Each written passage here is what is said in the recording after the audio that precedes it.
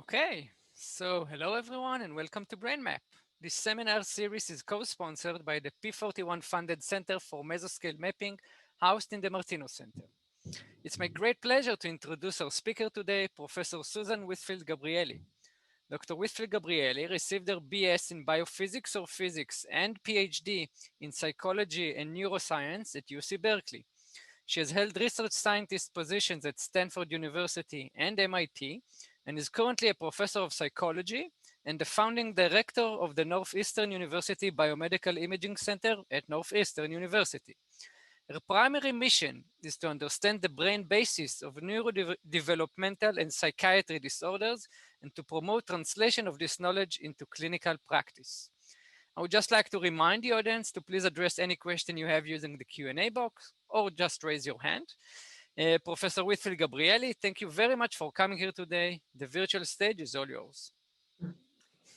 Thank you so much for that incredibly gracious introduction. It's a wonderful pleasure and honor to be here today. And I will be talking about how neuroimaging may enhance mental health in the context of how we can use neuroimaging for early detection, precision psychiatry, and even in the context of novel interventions through the use of real-time fMRI neurofeedback coupled with other behavioral interventions like mindfulness meditation. So I think we're facing a tremendous challenge, a crisis of mental health in adolescents and psychiatric illness. You can see there's many psychiatric illnesses that are happening at different stages of the developmental trajectory. But one I'd like to highlight today is teenage anxiety and depression. We may know this is a huge problem, again, even before COVID hit, that many teenagers are suffering very grief, anxiety, and depression. We may know this from our family members, our friends, our clinical research. But it's also all over the press that it's been in the Times why U.S. are suffering more anxiety, and only about 30% of teens who are diagnosable with anxiety disorder actually seek treatment, which is problematic.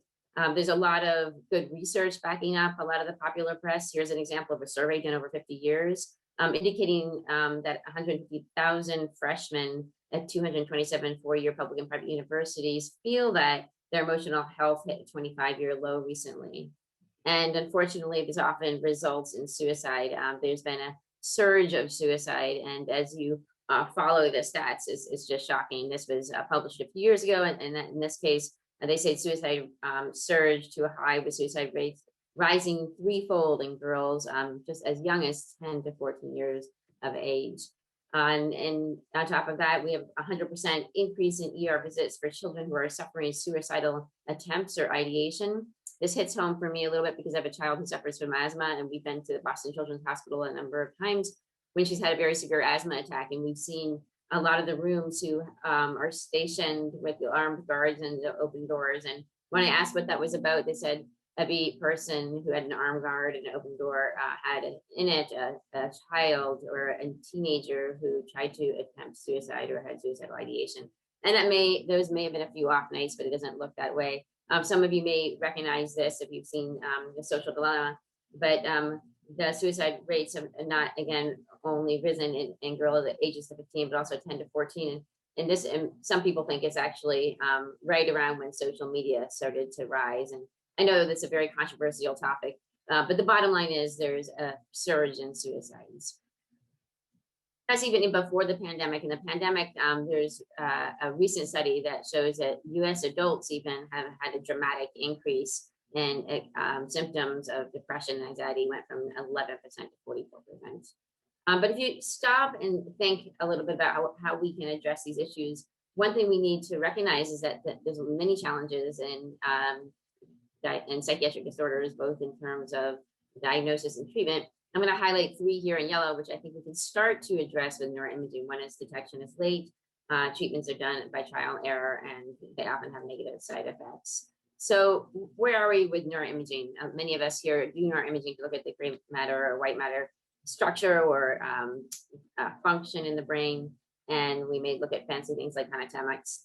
But if you look at the studies in PubMed, there may be 30,000 now of fMRI, MRI studies in many different psychiatric populations. And I would suggest that many of those papers, although they've provided insights into brain differences in psychiatric disorders, because they're looking at how brains with anxiety or depression or schizophrenia are different from controls, these papers really haven't fundamentally altered patient diagnosis or treatment, with some rare exceptions like the work that Helen Maber does with the brain simulation, and Michael Fox and others who are doing TMS, where they target the DLPFC, which is maximally anti-correlated to the subgenual ACC. But in general, what's happened in the past, and I included a lot of my papers earlier on, where we're really just capitalizing on patient homogeneity, asking how brains are different for category X versus normal controls.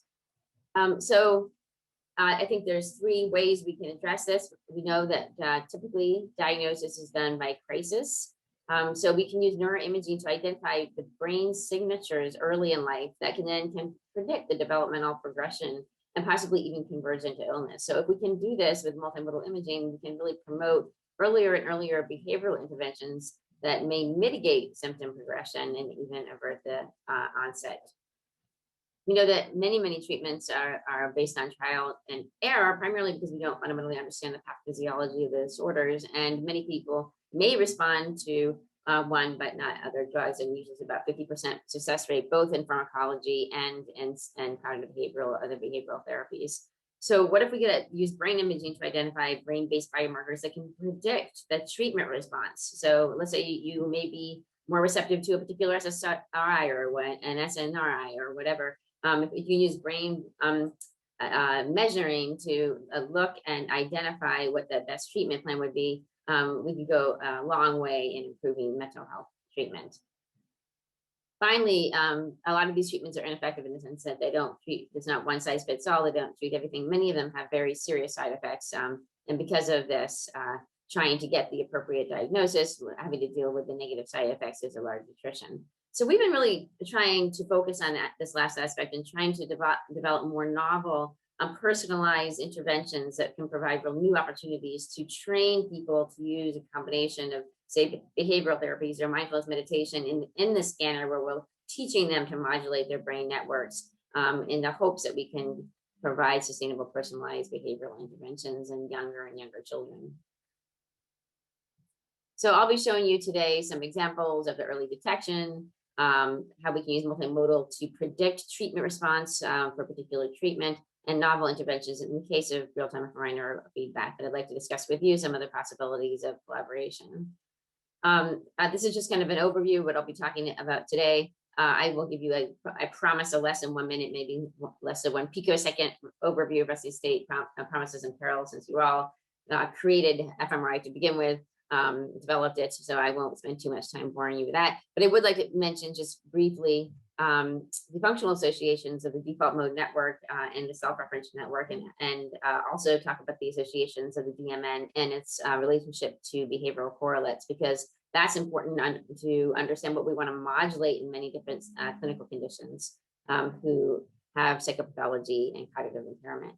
So for some examples of what we've done to try to translate our basic research into the clinical realm is we have done what we've done previously a lot in terms of just using imaging to characterize various patient populations, but I'll show you some special ways we've done that. And then very importantly, we're trying to get brain-based biomarkers earlier and earlier in life. We've done that for depression, anxiety, and psychosis. And that usually requires longitudinal imaging, so we can follow them up to see who converts to a particular illness. And that's in combination with neuroprediction. Neuroprediction can be used in the context of just tracking patients or people who are at clinical or genetic risk longitudinally, so that we can use baseline neuroimaging to predict who may develop or symptoms or have symptom progression. But it can also be used in the context of predicting which treatment, pharmacological or behavioral treatment, would have the best treatment efficacy. And then I'll talk about some novel interventions. But I'm also hoping, if there's time, to talk about some future directions, which we're just starting on. And I'd love to talk about ways we can collaborate together. One, we all have many ways to use neuromodulatory techniques to change the brain networks, which subsequently change behavior. Is it possible to use these interventions in a combinatorial fashion, either serially, so you can prime the neural networks that you're then wanting to modulate in your second intervention, or could you use these interventions simultaneously to augment and use them synergistically in a multimodal fashion? And I'll explain some of those ideas more. Then also, a key concept I think is worth talking a lot about is network malleability, elasticity, if you will, that will help us identify critical windows for early intervention. This can also be even taken to say like click therapeutics or digital therapeutics. If you can actually track physiology that may be a proxy or correlated to brain networks that we're trying to modulate, can we figure out an optimal brain state that would be optimal for a particular intervention and then intervene at that time? And then lastly, I think this would be a huge contribution to clinical neuroscience, and that is in the clinic, could we use this network flexibility or malleability, if you will, indexed by the network perturbation. So if you do, let's say you give one dose of an SSRI, in 5 hours, you can actually predict who's going to be responding to that particular SSRI. So can we use network flexibility in the context of predicting treatment efficacy? And on the flip side, could we use it as a perhaps a surrogate outcome measure in drug development? So as we know, there's many different rescue state networks. I'll be focusing a lot today on the default mode network because of its relevance to many clinical populations.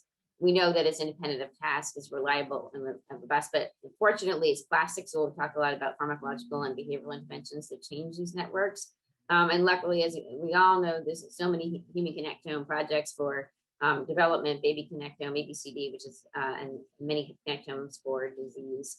I haven't even said them all here, but that will allow us to do a pivot or a shift in the way we do imaging. We don't necessarily have to create our own design and do everything in-house. We can download a lot of these publicly available data sets that have high quality, and we can do appropriate modeling where we can train on one set of data and test an independent data set. So I will promise you that I will not talk about all of the artifacts that you can get in these rescue state networks, because that will take hours, and most of you know all of these already, but we are looking at very low frequency fluctuations in the bold signal. So we do get physiological aliasing. There's a number of ways to deal with that. We have decided to use the anatomical core method of noise reduction. So we take the brain, we segment it into gray, white CSF, and we do a PCA of the white matter CSF, and we use those as nuisance regressors in the first level model to clean up the fMRI time series.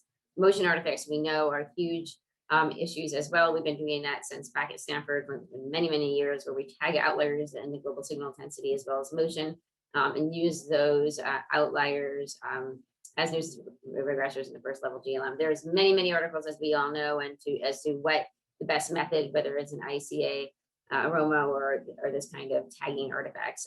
But the artifacts must be dealt with in some way. So I'm just going to tell you that we're going to be doing all of our analyses in Khan, and the Khan toolbox developed by Alfonso. I bias, but I think it does do the best data cleaning and give you really nice pictures when you're doing QC and QA. So I won't talk to you about Khan, but it does have all of the options in terms of graph metrics and dynamic connectivity and all of the other connectivity measures that I could possibly think of. Most of them are actually implemented in this toolbox, and everything you see today will be on that toolbox. So if we just shift gears a little bit and talk just for a minute about some background science, I think will help us understand what the pathophysiology might be in the case of some of these regions of the brain that seem pathological in many psychiatric disorders.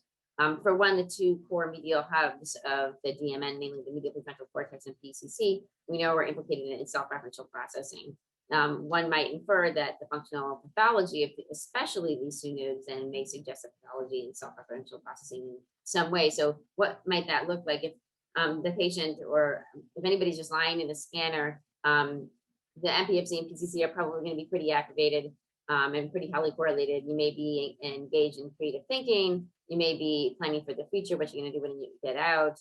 However, if you are feeling depressed, or if you are suffering really from depression, that planning may, or anxiety, the planning may transform into worrying about the future, obsessively worrying about it. Instead of creative thinking, you may be engaged in delusional thinking. And if you're thinking about the past, you may be reminiscing about the past. But if you're feeling very depressed, you may be ruminating. So reminiscing can transform into ruminating in the pathological domain. So the idea here is when we let people lie in the scanner, most of the time they're doing some kind of time travel. And we're going to talk about ways in which we can actually help focus on the current present time via mindfulness meditation.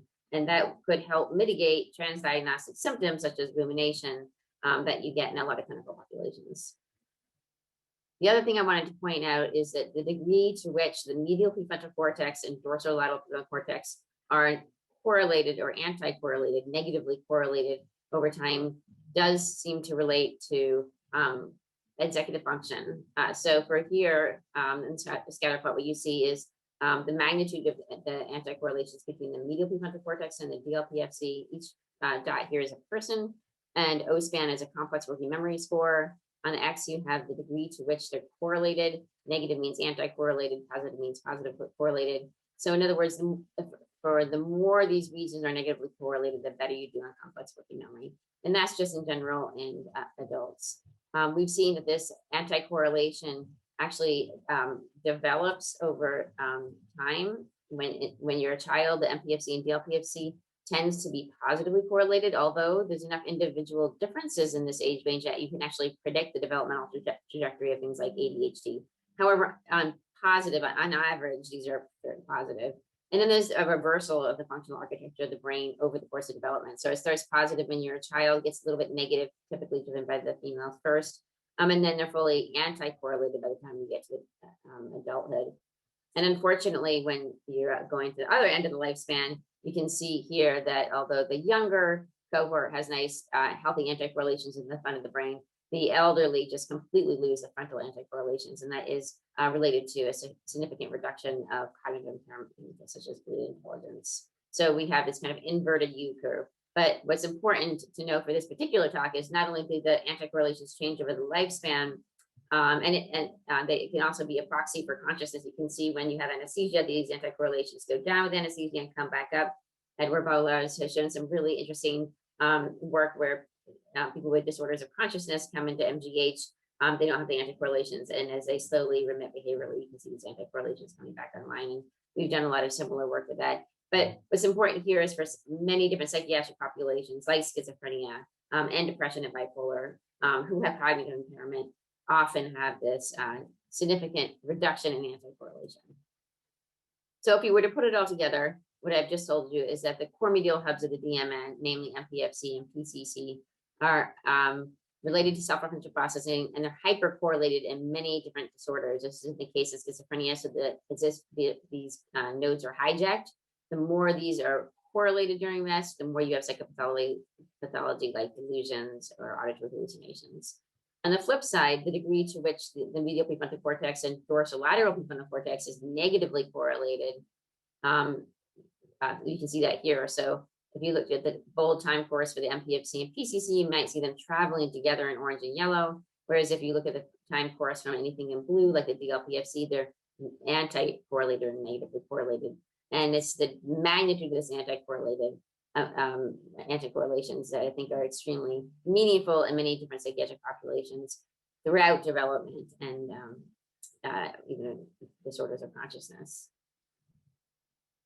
So how can we use this information to characterize various psychiatric populations? Well, first we started with schizophrenia. We know it's characterized by disturbances of thought, perception, emotion, but also working memory deficits. And we know that there's a genetic basis.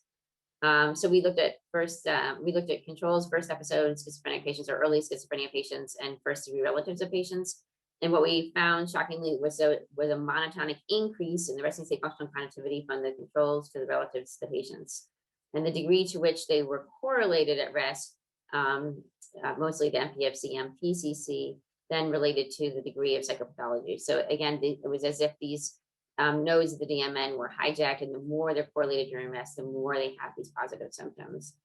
Interestingly, they did not show the significant anti-correlation. So if you look at the MPFC, DLPFC, in controls, you have a nice alpha anti-correlation, relatives less so, and patients less so. And that's again to do with cognitive impairment. So you have this functional associations of hyperconnectivity of the DMN going with psychopathology, lack of anti-correlations of the MPFC and DLPFC going with cognitive impairment. And so keep those in mind as we go through.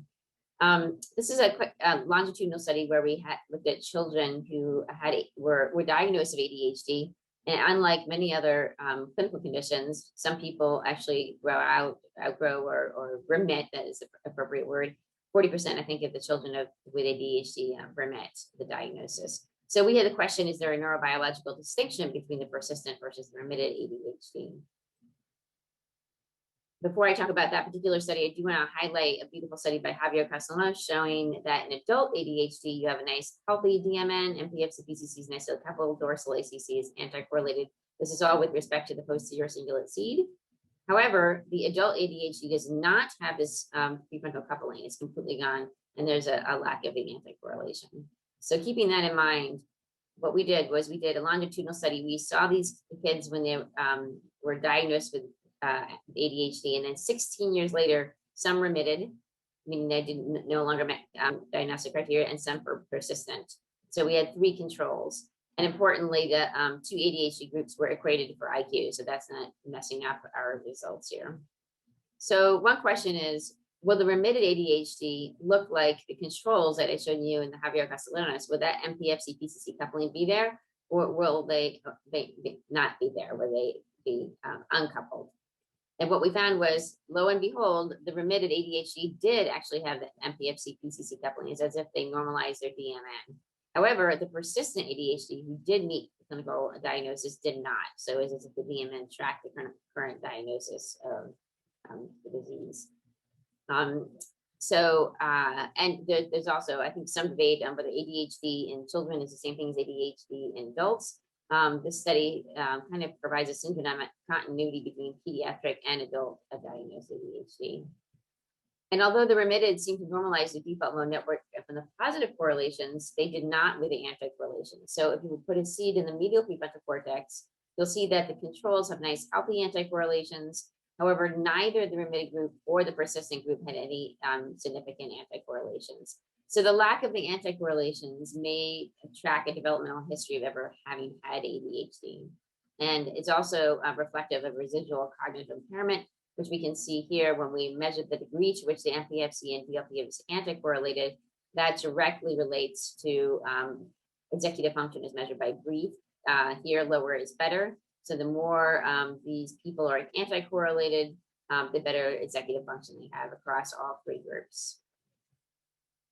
So that's all nice in terms of just clinical characterization. We want to dig further. We wanted to find the brain vulnerability to illness before the illness onset even occurs.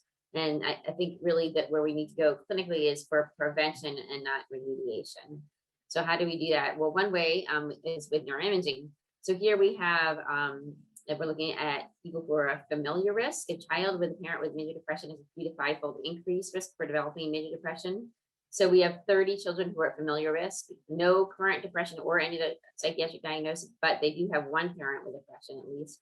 And then they have age match controls. We have a behavioral measure called the cognitive behavioral checklist, which records behavioral problems and competencies of children ages 6 to 18. And before I talk about the results of that, I do want to mention a very important region of the brain for both depression and bipolar, and that's the subgenual anterior cingulate. It has fewer glial cells, there's less metabolism, and there's less volume. It's hypercorrelated with the DMN, and it's used in a number of ways in treatment context. So as we know, Mike Fox and other people at Stanford find the subgenual ACC and look at where in the DLP it's maximally anti-correlated to individualized targets for TMS. Helen Mayberg and others also do deep brain simulation in the intersection of 4x9 tracks near the subgenual. So the subgenual has been known to be highly implicated in depression. Mike research has shown that the DMN kind of ropes in the subgenual ACC. In other words, the DMN and the subgenual are hypercorrelated in adulthood. So we could ask, does this reflect the state of the depression or a neurobiological trait? So when we look at our children, remember these children don't have any diagnosis whatsoever. They just have familiar risk for depression because they have a parent with depression. We place the 2 self-reference nodes of the default mode network, the MPFC and PCC. This becomes 1 node. And what we found was that the children who were at risk had hyperconnectivity of these nodes to the subgenual ACC. This is not masked. Nothing else in the brain came up. In other words, the DMN roped in this subgenual DFPFC for the children who are at risk for depression but don't have any psychiatric diagnosis relative to the controls. So hypercorrelation to the subgenual. Moreover, the degree to which the DMN ropes in the subgenual, the more they experience internalization. And the more and one of the subscores of internalization is anxiety, depression, and that was extremely significant as well. So the more the DMN ropes in this very important region of the subgenual ACC, the more internalization they feel. We went on and looked at the other things in these children, and what we found was that the subgenual is actually negatively correlated to a region of the DLPFC, whereas the controls are not. And this is going to come up more in the context of TMS treatment and other ways that we're predicting developmental progression of depression. And there's so what we did was we followed these children for 3 years, and we did a few papers out there. I think this is now in 2019 or 2020, where you can look at the intrinsic brain connectivity and predict who is going to develop depression better than the conventional symptoms. You can also flip the question and not ask what the vulnerability is, but you can also ask, what are the neural markers of resilience in adolescence for building a risk for depression? And it's another important question in the face of the pandemic, for instance. So now let's move to prediction. We know that prediction is very difficult, especially if it's about the future. Many famous people have claimed this quote, and we believe it. A long time ago, we did a meta-analysis looking at all the neuroimaging papers claiming that we have neuroimaging predicting various outcomes behaviorally. And there were 72 papers of such in 2015, 61 of the 72 were correlation. But I don't need to talk to this group about this because you're all already well aware of this issue. So I just wanted to mention that we train on one and test on the other, do k-fold cross-validation. When we say prediction, we mean prediction and not correlation. So here we wanted to look at treatment. Can brain imaging or multimodal brain imaging predict who's going to respond to a particular treatment? So here we have patients with social anxiety, and we have 37 matched controls. They received 12 weeks of cognitive behavioral training.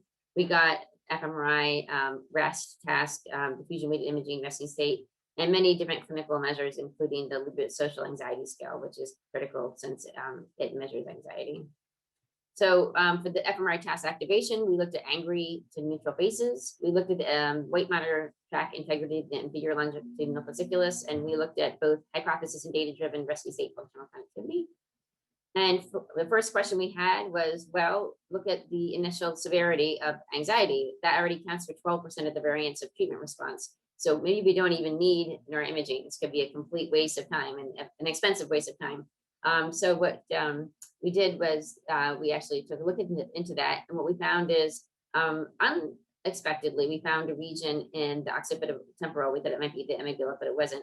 A region whereby the more activation in this cluster to angry versus neutral faces predicted worsening, better treatment response. So when we combined the activation in this cluster with the initial severity of anxiety, we accounted for 41% of the variance of treatment response for the CBT.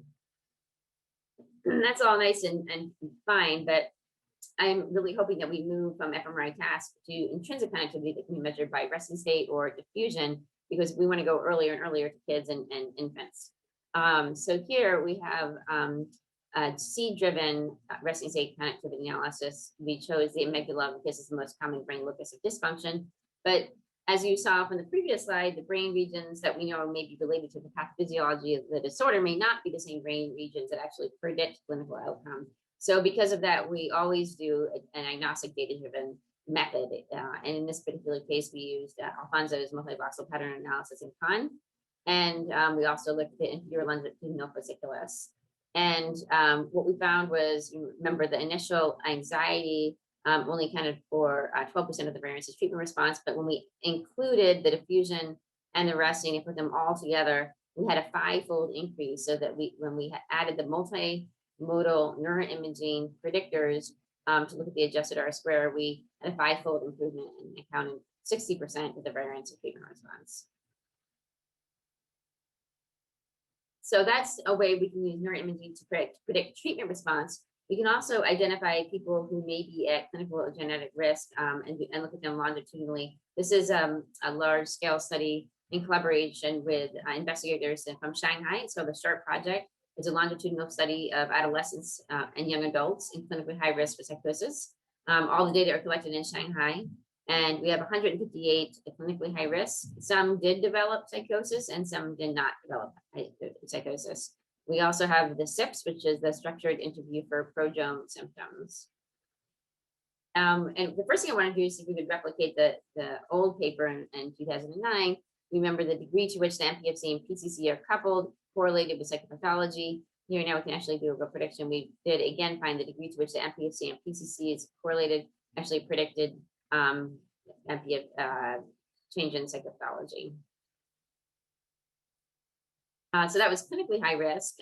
This work was actually motivated by Daphne Holt's study, where she was looking at self-referential processing in people who had schizophrenia, and she also found hyperconnectivity or hyperactivation in the PCC. So we have identified individuals, young kids who were at familiar high risk, and we basically replicated her result and found hyperactivation in the PCC relative to controls.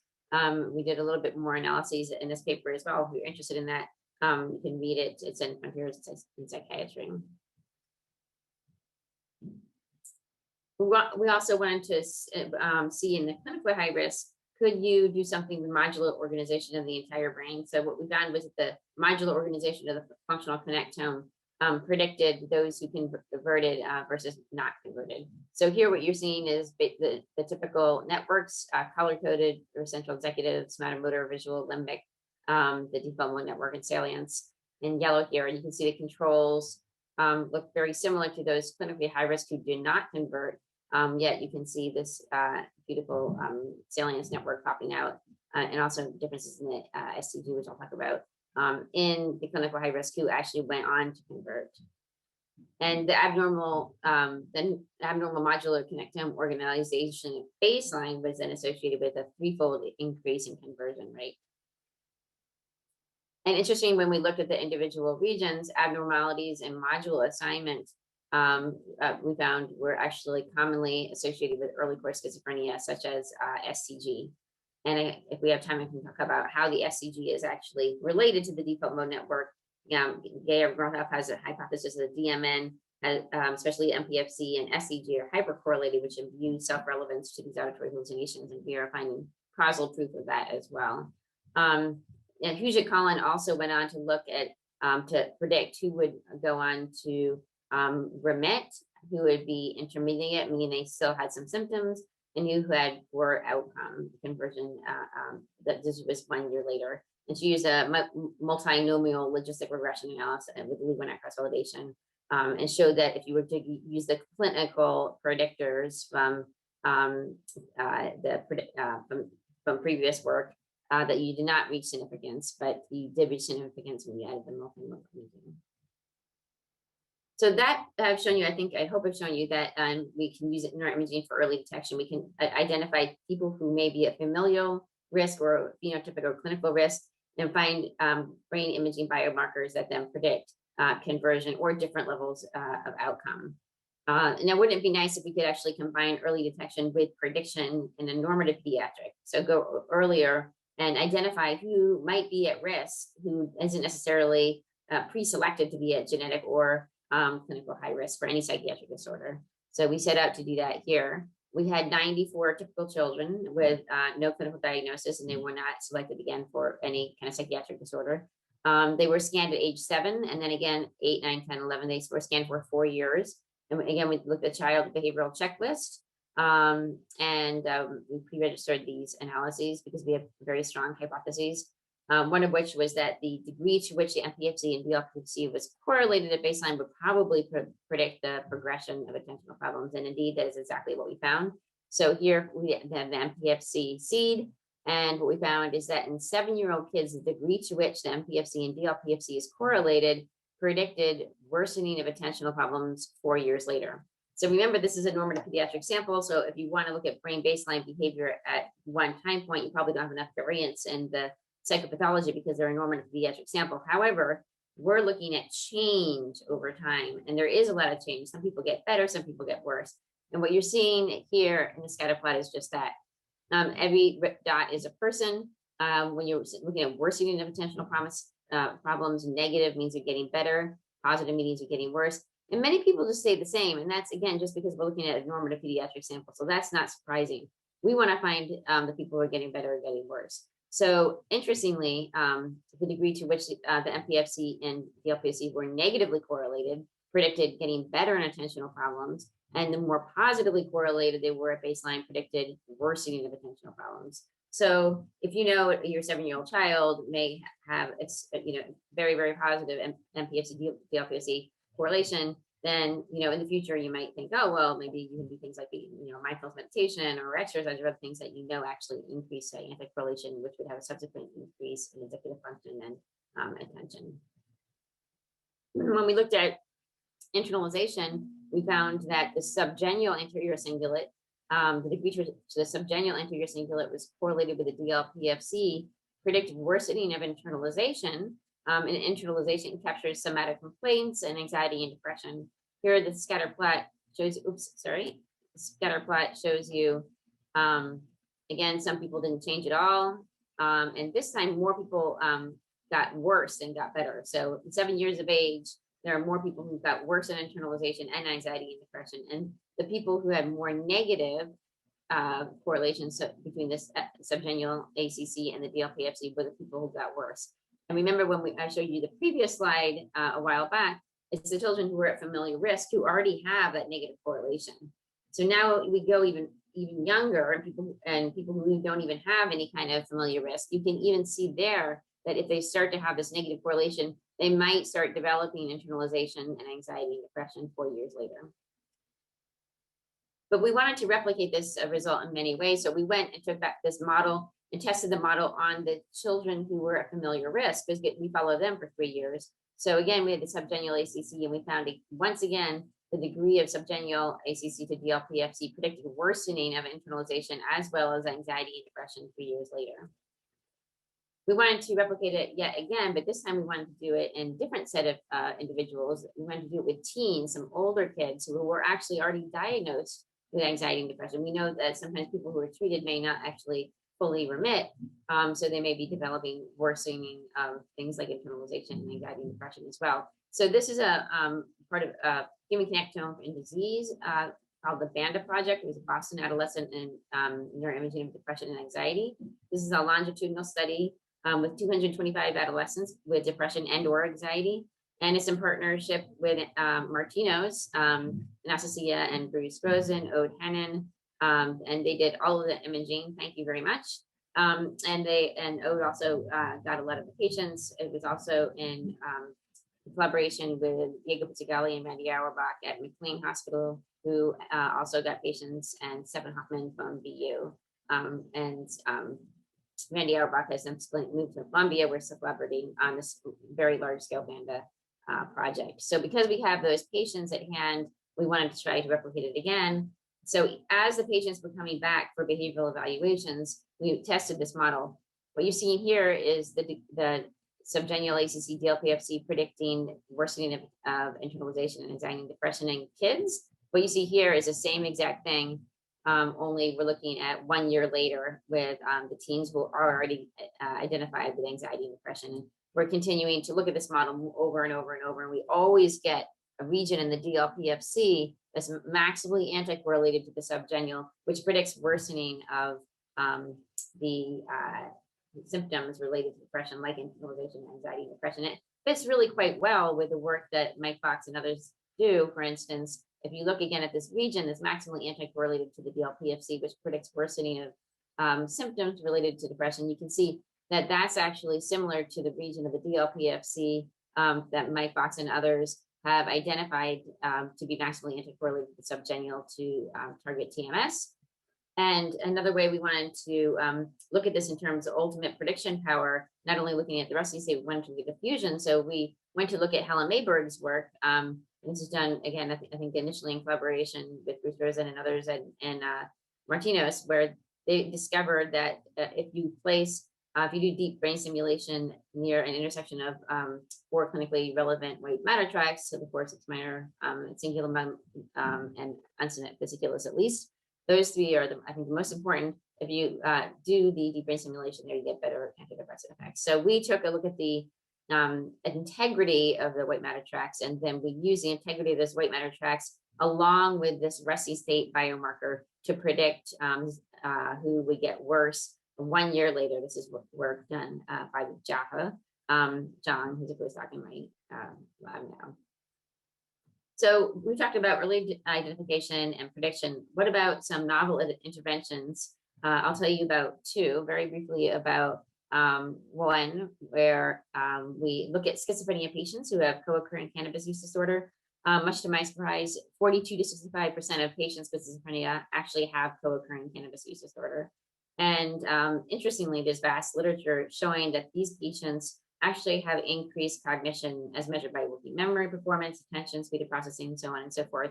So what we did was we put a bong in the scanner and we administered cannabis and dronabinol, and we did resting pre-post. And prior to the resting state, prior to this intervention, we found hyperconnectivity of the self-reference nodes, as we usually do, that related to psychopathology. And that was a big difference. MPFC and PCC hypercorrelated. When we looked at the anti-correlations, we found no anti-correlations in the dorsolateral prefrontal cortex, as we always do in these patients with schizophrenia. However, after we did this intervention, it normalized the positive hyperconnectivity bit. Most importantly, it normalized the anti-correlations, and I'll say most importantly for a reason in a minute. If you can see here at baseline, the patients had no anti-correlations. So after one dose of cannabis or THC, they had a dramatic increase in the MPFC, DLPFC anti-correlations, which then no longer differentiated them from controls. And moreover, the degree to which there was an increase in anti-correlation between MPFC and DLPFC predicted an increase in working memory performance. So there you have a one-shot pharmacological intervention and you look at the modulation or the perturbation of the resting state networks measured in this particular case by MPFC, DLPFC anti-correlation, which then predicts the development of better working memory performance.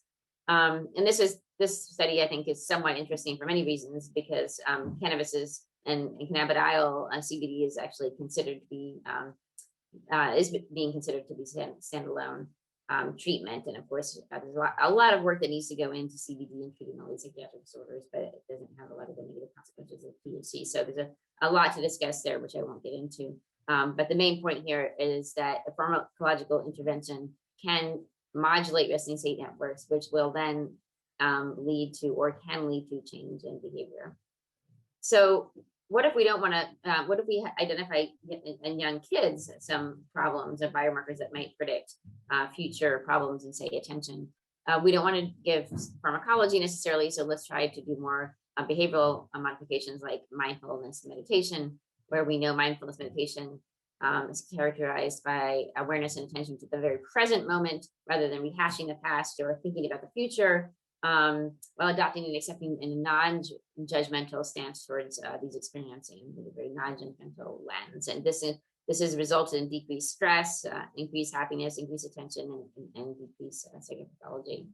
So we did a large-scale intervention in 6th grade kids, where we trained teachers to teach them how to do mindfulness meditation. And they subsequently had a decrease. Well, and we know that mindfulness meditation decreases the default mode network that was done by Judson Brewer. And that's why we're doing it here. We want to quiet down the DMN through mindfulness meditation. And what we found was that it increases attention, decreases stress. And what we found in the brain is that it decreased the amygdala activation related to looking at fearful faces relative to neutral faces, and the degree to which the amygdala was reduced correlated with a reduction of self-perceived stress. But I want to highlight here, we also found that there was an increase in the DMN anti-correlations after this mindfulness meditation. I think it was 8 weeks. And the degree to which the DMN anti-correlation increased correlated with an increase in attention. This was a sustained attention attack. So they had better vigilance. And I think that it's important to keep in mind. So just to rehash for a minute, we know that the degree to which the MPFC and DLPFC is correlated relates to executive function in adults. We recently did a study with the ABCD. We started out with 7,000 people, but now we just did 10,000 people. And we've shown that the degree to which the default mode and frontal parietal network are negatively correlated significantly correlates with cognitive test scores. And what's interesting is in high SES kids, that's a longer story. And now we replicated that with over 10,000 children. And this was a tighter correlation than you might think from the frontal parietal network itself. So these anti-correlations are really tightly coupled with school performance.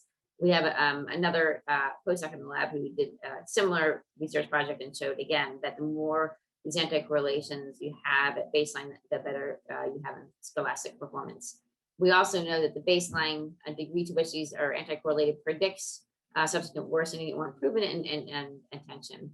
So knowing all of this, can we do interventions? Can we do mindfulness intervention like the one I just told you about? Or maybe we can do other interventions that don't have negative side effects, such as exercise. So we are putting 10-year-old children, 8 to 12, basically this is a 10-year-old child, and we look at the baseline resting state connectivity, we find that acute exercise and can increase anti-correlations. And Michelle Voss has also shown that modulation of resting state networks in an acute situation can predict long-term effects of exercise intervention. So this was very exciting that, to me at least, that you can have somebody do acute better exercise and it can increase your anti-correlation. Makes perfect sense to me.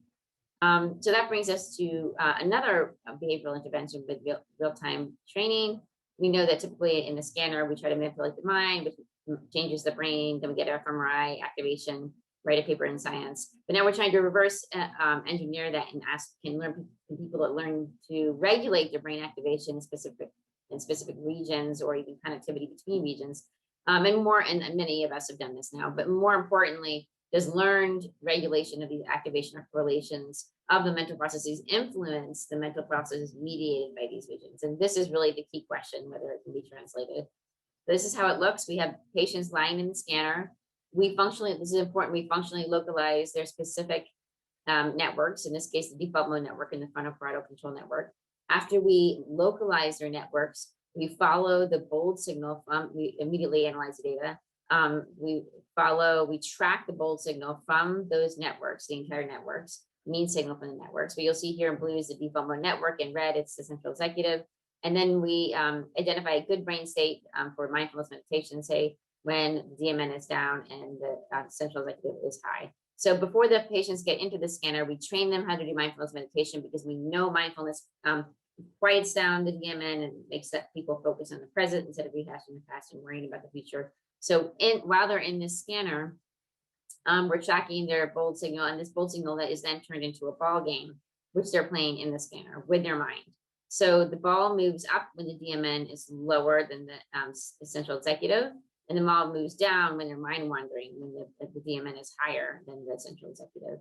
So when they're focused, it moves up. When they're mind wandering, it moves down. And the technique that they use to move the ball up is mindfulness meditation. So they're actually able to do this because they're controlling their brain through mindfulness meditation. They're able to push down that DMN and push up the central executive.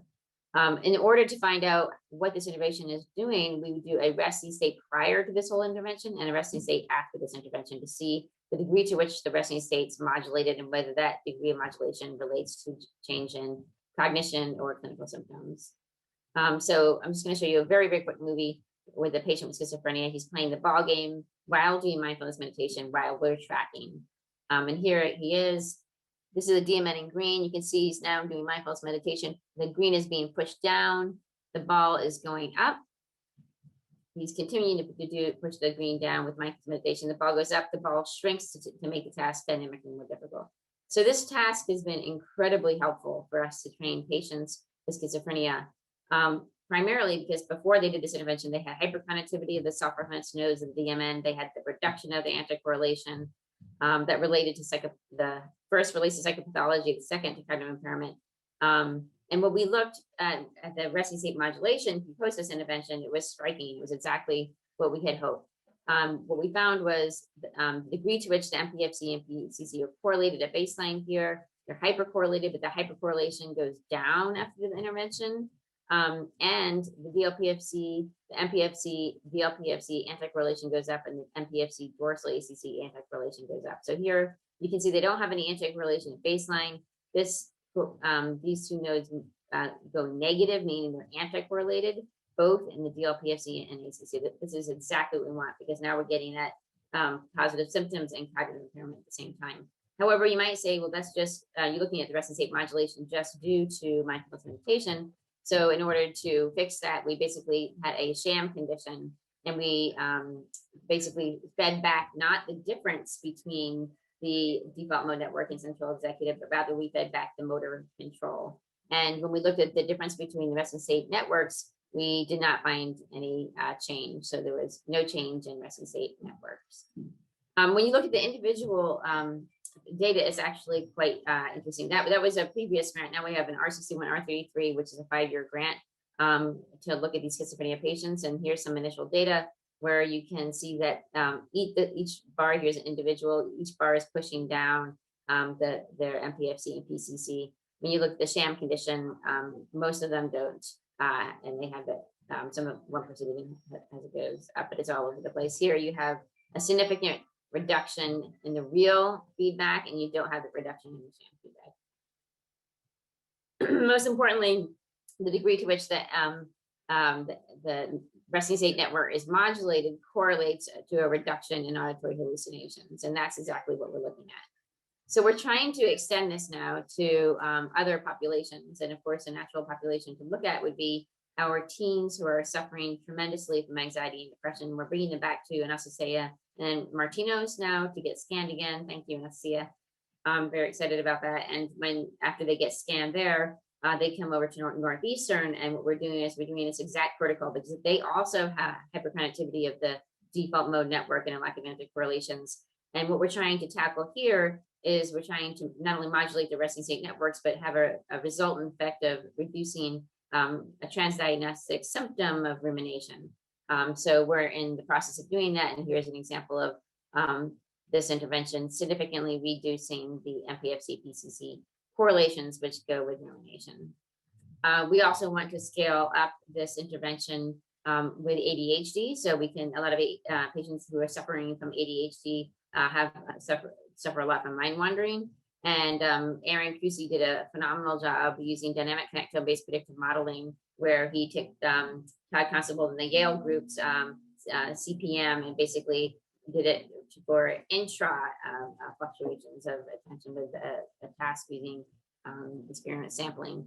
And he validated it. He validated it in many different samples, including an ADHD sample, and found a beautiful mind wandering metric. So we were interested in using that to track and train people with ADHD to mitigate their mind wandering.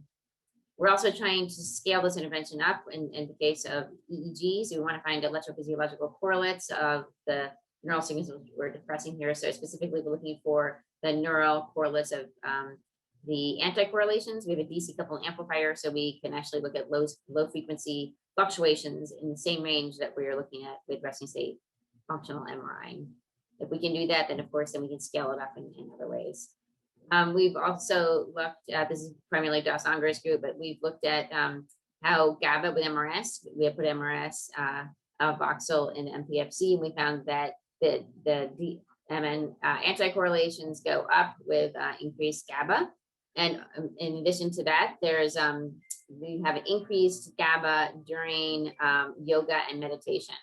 So if we know that, then we can actually merge these two interventions in the context of real-time fMRI. That's our next grant that we're writing. We're trying to do MRS in the magnet with real-time fMRI neurofeedback. So I will have shown you a number of things today about early detection, precision medicine, and novel interventions. But I want to draw your attention to the idea that children may get help before they're in mental health crisis through early detection. They could get treated more effectively with better direction or precision to available therapies, and they could have good options for non-invasive therapies.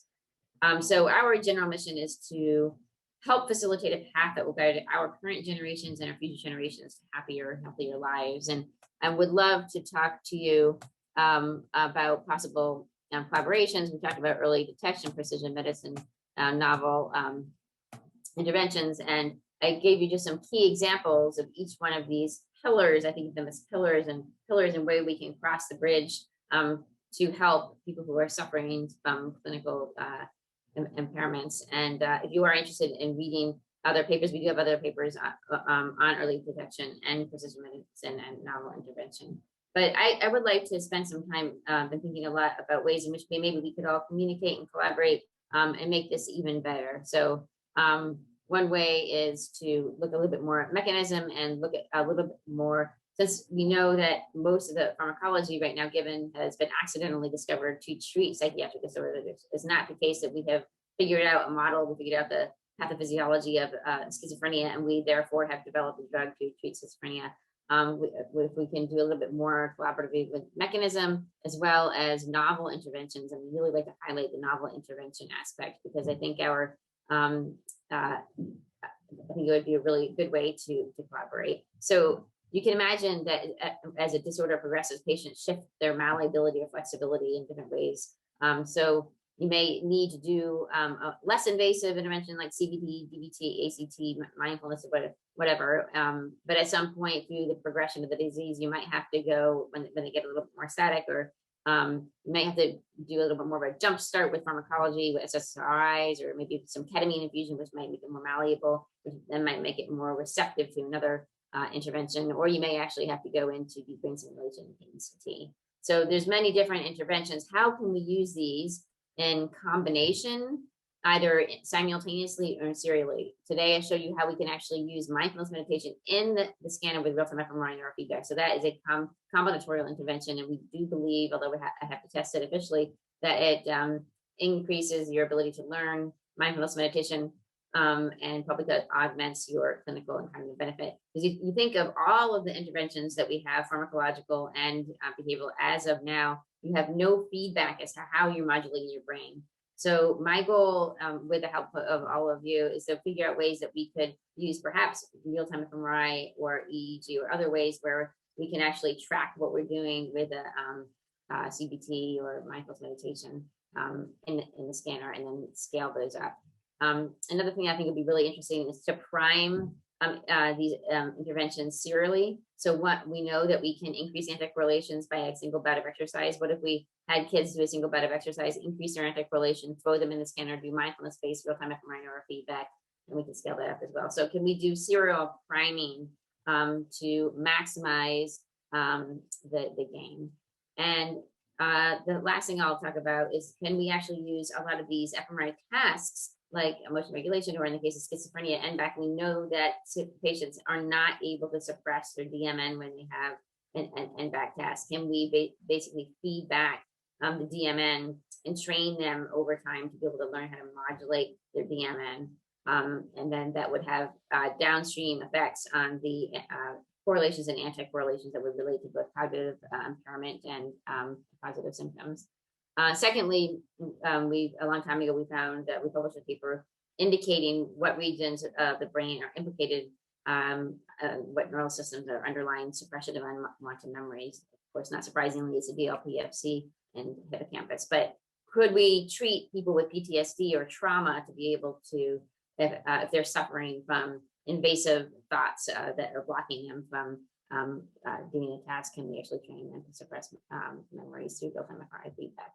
And lastly, can we identify optimal brain states for identifying critical windows for intervention? So here's an example where we are tracking the default mode network in the SMA. And then when we get a good brain network, meaning the DMN is down, SMA is high, we trigger a stimulus, the subject responds it. And then when we track again and the brain is in a bad brain state for this particular sustained attention task, if the DMN is high, SMA is low, we trigger stimulus, subject responds it. And then we get faster RTs when the brain is in a good brain state, in other words, the DMN is low. Similarly here, we look at the PPA, the parahippocampus place area from Nancy Canvisher. We identify that individually. And then we track when the brain is in a good brain state in terms of activation. And then the subject subsequently have better memory for places. So we're actually controlling human performance here. So this, if you take this one step further, could we actually have ways that we get proxies for these types of interventions to identify critical windows even for say addiction? Can we identify maybe some electrophysiological correlate or proxy from these neural networks that we're modulating here that could be an ideal window to go in and intervene? Or if you could identify this with right before suicidal ideation or suicide. And finally, one way I think we could collaborate and be really, really interesting is, could we take this initial perturbation to any kind of neuromodular technique, whether it's TMS, drug therapy, or whatever, look at how the resting networks are perturbed, use that as the prediction in the prediction model for eventual outcome. Here's a case for SSRIs where they have one dose of SSRI with, after 5 hours, they can predict who's going to respond better 8 weeks later. They also look 4 weeks and 8 weeks after. But it's these regions here, the resting modulation after 5 hours in a single dose of an SSRI administration can predict 8-week remission of patients with major depression. So you can imagine that this can actually really help us move forward and take tailoring treatment programs much faster. I'd also love to work with you in making a lot of more integrated ways to look at brain structure and brain function. I've been telling you mostly about early detection, precision medicine, sustainable health, working a lot with early adversity and trying to upward scalable technology, understand more mechanisms. But I would call out for collaborations to fill a lot of the holes that we have, that we need more help on. We need, we'd like to learn more about the gut-brain axis, epigenetics and genetics. And we would like to do more neurostimulation in the context of all of these other interventions. So I wanted to thank the Center for Cognitive Brain Health, of which I'm part of at Northeastern University, and especially Martinos. Thank you for hosting me for the Brain Map. I love the Brain Map talks, and Anastasia has just been absolutely wonderful. She's the one that came up with the whole Banda UO1 and the subsequent grant, and she's been a fantastic collaborator and friend. I have so many friends and collaborators at Martinos. It was hard for me to put them all, but Randy Gallup and many other people, Bruce Fischel, Dara Manoa, many people who have been really wonderful in talking about various topics that have been incredibly helpful for me to think about the research that we're doing. And thanks to all my collaborators at Northeastern, MIT, Shanghai, and Wilhelm. So thank you very much.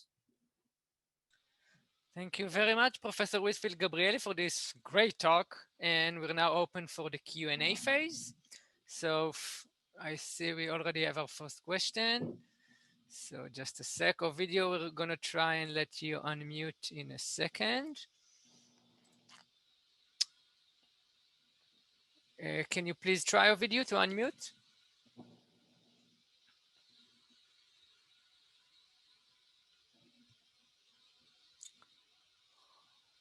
Okay. Okay, so in the meanwhile, Bruce, are you here? Can you please try and ask your questions? Great. Sue, can you hear me? Again, hi, Bruce. Hi, good to see you. Fantastic, as always and as expected. Well, I don't know. You're setting the bar high. Thank you. Well, it's a good thing I was seated, though. The data was coming fast and furious, and the idea. I apologize. Yeah, that was great. Two quick questions, somewhat different. One, regarding the schizophrenia and THC data, if I got it right, it kind of seems like a classic case of self-medication, the way smoking is, and that's nicotine. These patients. Exactly. And when you talk to the patients, they say that they smoke a lot of cigarettes and they use the cannabis for self-medication so they can concentrate better. That's exactly right. So the notion of cannabis being, like an abuse disorder, it is being used, but maybe it puts a different context on it. And the question is, the presumption when people describe it is, cannabis is bad, it leads to schizophrenia. Obviously a very oversimplification, but if in fact, is it kind of just the opposite, that these are patients with problems in their brain and they've discovered that cannabis helps? I am so glad you asked that question, Bruce, because I think it's all, and this is where it's really, really important. It's all in the critical window. There's a very, very fine critical window during the developmental trajectory in teenage years, where if you may be slightly at risk for psychosis, if you take cannabis at that time, that can actually induce psychosis. However, if you're already chronically ill with psychosis and you have all these recurrent auditory hallucinations, then you can use it to actually self-medicate. And one possible one possible answer is that, it's a self-select group. Maybe they just have the cognitive ability to be able to score marijuana. Now it's actually easier and more dangerous than before. But it's very tricky because it can induce psychosis, just like you said, if it's done at a critical window. But yet it can help medicate. So I think we would need to look a lot more, and we don't really know how much of THC versus CBD and what that magic combination is to get the ultimate goal in terms of reducing positive symptoms and increasing cognition. And I think it would be also, if there's any way we could figure out together ways in which we can track the physiology of these teens to figure out when that critical window is, when their brains are most flexible, malleable, elastic, that make them either more vulnerable for a particular intrusion like cannabis, or could also make them more receptive to a particular bottom-up or top-down intervention. Great. And can I ask one more quick question? We'll see if it's quick. I'll see if the answer is simple or not. You're very familiar with the ABCD study, and you've been participating, et cetera. One of the things that's coming from the statistical group, is this notion that, because the intrinsic individual variance is very large and the effects can be small, that, we're going to need many hundreds, thousands of subjects, to draw certain kinds of conclusions. On the other hand, the studies, many of which what you've shown, are kind of with more conventional numbers of studies, 20 subjects, 40 subjects, whatever, not 8,000 or even 800. And help the people listening, at least for your own view, when are we going to need to do 2,000 subjects, and when are we going to still be able to gain valuable insights with 40 subjects? I think that's a fantastic question, and we're actually in the process of writing a commentary about that paper. And I think there's a lot of good points in the paper, and I think there's a lot of things that need to be discussed, and it's way beyond, I think, the realm right now. I can say that I will send out the paper when we're finished. It's pretty close to being finished. But on the other hand, a paradigm shift to deep phenotyping on the individual, I think is really, personally, I think, the way to go. The thousands and thousands of people looking at that data in relation to brain and behavior is a very interesting way. They do bring up some points, although I do think they're worth discussing.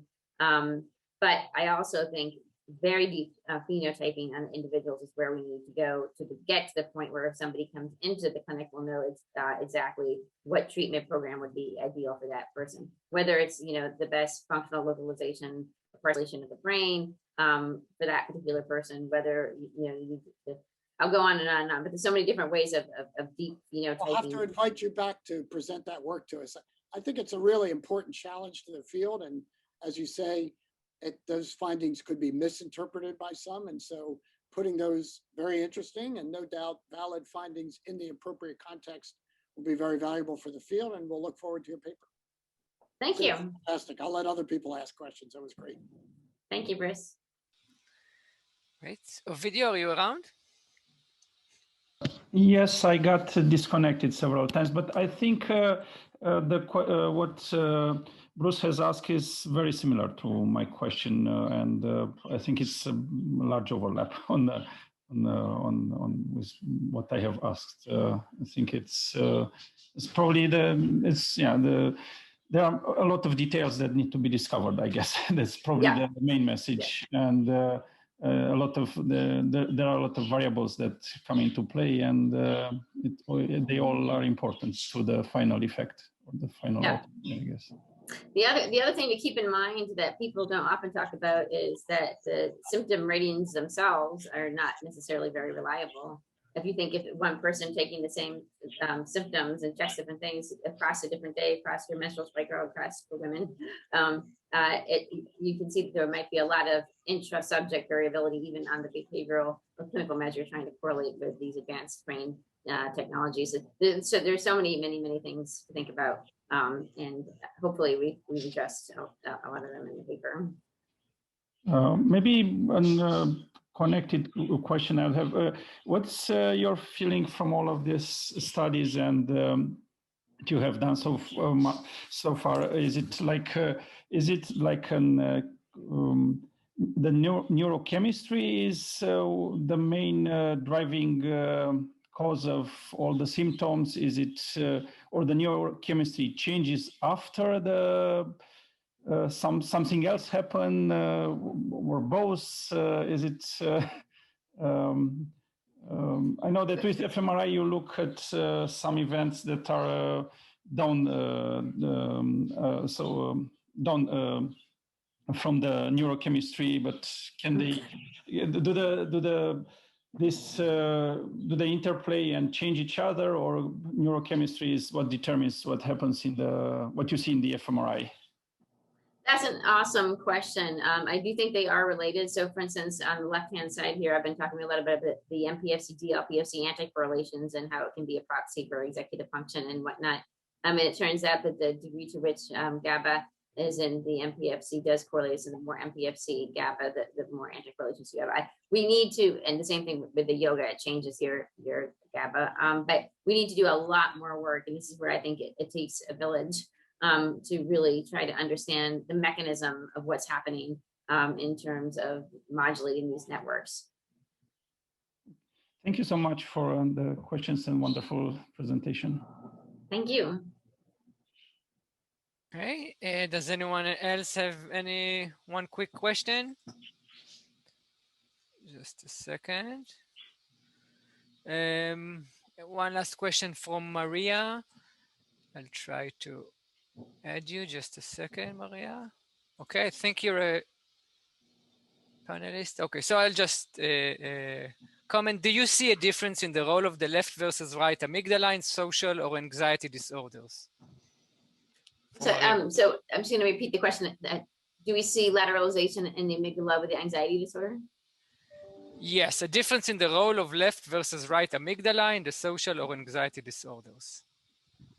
So I'm very interested in that, and I've read some papers looking at lateralization, and I don't have an answer to that. I haven't seen any striking lateralization effects so far. I guess it would also depend on what you mean by effects. I mean, one effect is when you're looking at how they're different, how the amygdala is different from controls. Another question is how is the amygdala activation to a particular, say, fearful face or predicting a treatment outcome, or how is the amygdala connectivity predicting the treatment outcome or developmental objectives. So there's so many different questions that the amygdala is involved in. I'm not sure exactly what the exact question was. However, I think there are laterality effects in anxiety, and I don't know the answer if one is actually much more predictive, say, to treatment effects.